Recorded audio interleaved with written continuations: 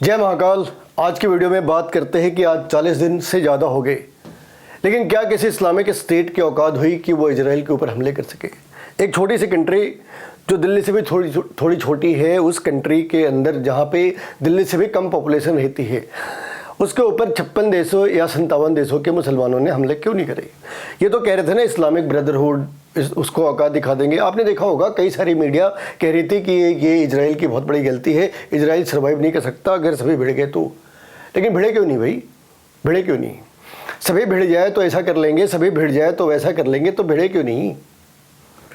और ये जो डर है ना, ये डर बना रहे। इसे डर ने इजराइल को क्रिएट करा है। ये डर है तो इजराइल है, ये डर खत्म हो गई तो इजराइल खत्म हो जाएगा। देखो, अगर आप कमज़ोर हो ना तो इस्लामिक ब्रदरहुड, सरिया, ये वो सारे सर पे चढ़ के नाच रहे होते हैं। आपके अंदर ताकत है, ये सभी पतली गली से निकल लेते हैं। कौन मुसलमान, किसका मुसलमान, कौन पैगंबर, कौन से सरिया, सभी शांत हो जाते हैं। आप ये सोचो, जब इजराइल जो है वो 3700 साल पुराना है करीब, ठीक है ना। जो जेविस है वो 3500 साल पुराने हैं। इजराइल की जो रिटन डॉक्यूमेंटेशन है वो 3000 साल पुरानी है। आप एक बार फिर से समझना, डॉक्यूमेंटेशन होना एक चीज़ है और एग्जिस्ट करना दूसरी चीज़ है। अगर डॉक्यूमेंटेशन 3000 साल पहले की है, इसका ये मतलब है कि जो चीज़ों को प्रिजर्व करने का तरीका था वो शायद 3000 साल पहले डेवलप हुआ हो, ठीक है। इससे कहीं प्रूव नहीं होता कि वो 3000 साल ही पुराने हैं। जो पैलेस्टाइन है, ये एक्चुअली इसका लिटरल मीनिंग होता है कि जॉर्डन नदी से लेके समंदर के बीच का रास्ता, और ये 1900 से पहले, मतलब 1900 साल तक के थोड़े पहले आया, और इस्लाम आया 1400 सालों में। तो फिलिस्तीन किसकी ज़मीन रही होगी? अगर इस्लाम ही 1400 साल पहले आया और 1900 साल पहले फिलिस्तीन थी, तो फिलिस्तीन के ऊपर किसका कब्जा रहा होगा?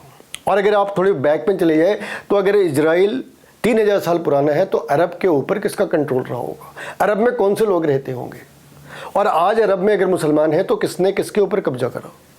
इजराइल ने कब्जा करा फिलिस्तीन के ऊपर या मुसलमानों ने करा अरब के ऊपर? क्योंकि मुसलमान तो जो यहूदी हैं उनसे आधे, मतलब यहूदी जितने टाइम से हैं मुसलमान उसके आधे टाइम से भी नहीं है। तो वहाँ पे अरब के ऊपर किसका कब्जा था? मतलब अरब किसकी नेचुरल प्रॉपर्टी थी? तो इजराइल ने क्या कर रखा है? साइंस एंड टेक्नोलॉजी है उसके पास, किलर इंस्टिंक्ट है उसके। हाँ, हमारे यहाँ की एनडीटीवी और कांग्रेस जैसे कोई पार्टियाँ नहीं।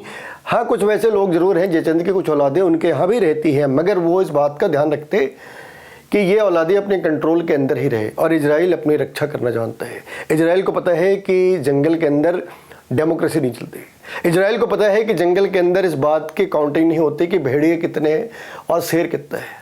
किसी के भी नंबर हो, रूल तो शेर ही करता है ना। इजराइल ने इस बात को डेमोस्ट्रेट करके दिखाया कि तुम्हारी भाईचारा, तुम्हारा सरिया सब ऐसी जगह डाल देंगे जहां तुम्हें बहुत तकलीफ होगी। आराम से बैठो, अपने घर में रहो। नारे वारे लगाने हैं, जिस देश में हो वहां पे नारे लगाओ। आप ये देखो ना, यूके के अंदर नारे लगा रहे हैं, यूएस के अंदर नारे लगा रहे हैं, भैया इतनी तकलीफ हो रही है, सीरिया चले जाओ। इतनी तकलीफ हो रही है, फिलिस्तीन चले जाओ, वहां तो वीजा भी नहीं चाहिए तुम्हें, आराम से चले जाओ। क्या तकलीफ है? जाना क्यों नहीं चाहते तुम? क्योंकि तुम्हें पता है कि जैसे ही तुम गए, इजरायली ड्रोनों ने अपना काम कर दिया, है ना। और फिर तुम वहाँ पहुँच जाओगे जहाँ 72 हो रहे। कमाल की चीज़ ये देखो, इनके साथ एक बड़ी कमाल की चीज़ ये है कि अगर इस्लाम के लिए मरने के लिए 72 हुरे मिलती है, अगर इस्लाम में मरने के बाद दारू के दरिया बहते हैं, तो जो लोग मर रहे हैं वो कहाँ जा रहे हैं? दारू के दरिया एंजॉय कर रहे हैं, 72 हुरे एंजॉय कर रहे हैं। तो ऐसा करते हैं, अगर उनके रिश्तेदार 72 हुरों के पास जा रहे हैं, दारू के दरिया एंजॉय कर रहे हैं, तो उन्हें खुश होना चाहिए। हाँ, तो फिर ये दुखी कौन है? और ये कौन से लोग हैं जो युद्ध विराम की बात कर रहे हैं, सीज फायर की बातें कर रहे हैं? भाई, जब हमारे सारे लोग हुरों के पास जा रहे हैं, एक एक बंदा 72 हुरों के पास जा रहा है, तो एज ए फैमिली हेड मेरे लिए तो बढ़िया सी बात है। भाई, मेरे बंदा तो 72 हुरों के पास जा रहा है, वो तो जन्नत में आ रहा है। तो हम तो ये चाहेंगे ना कि ये लड़ाई चलती रहे, सभी खत्म हो जाए। तो या तो जन्नत में हुरे नहीं मिलती, दारू के दरिया नहीं बहती, है ना। और अगर बहती है तो ये इनका झूठ, इनका जो रोना है, इनके जो आंसू है, सब झूठ है। भाई, या तो फिर खुशी के आंसू होंगे कि देखो मेरे घर में 12, मेरे घर छोटी सी फैमिली में 20 लोग थे, और छोटी सी 20 फैमिली के अंदर में 18 लोग चले गए जो हुरों के पास। या कोई कहे मेरी मीडियम साइज फैमिली थी, 80 लोग थे, और 80 में 50 लोग चले गए हुरों के पास। क्या ज़बरदस्त GDP है ना। लेकिन ऐसा हो नहीं रहा। तो आप ये समझ लो, ये सारी नौटंकीबाजी तभी तक होती है जब तक आप कमज़ोर हो। जिस दिन आप इजराइल बन गए, उस दिन आप ध्यान रखना कि ये सारे अपने अपने बिलों के अंदर घुस जाएंगे, और इन्हें पता है कि सरिया धीरे से बोलना, वरना कहीं और डाल दिया तो तकलीफ हो जाएगी। वीडियो पसंद आई हो तो लाइक करें, सब्सक्राइब करें, शेयर करें। नमस्कार।